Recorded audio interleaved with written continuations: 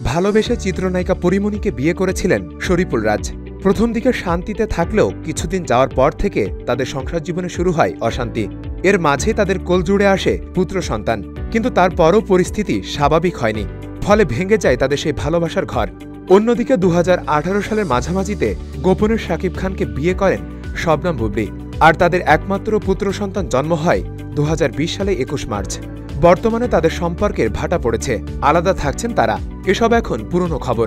তবে নতুন খবর হচ্ছে বিয়ে করছেন রাজ বুবলী।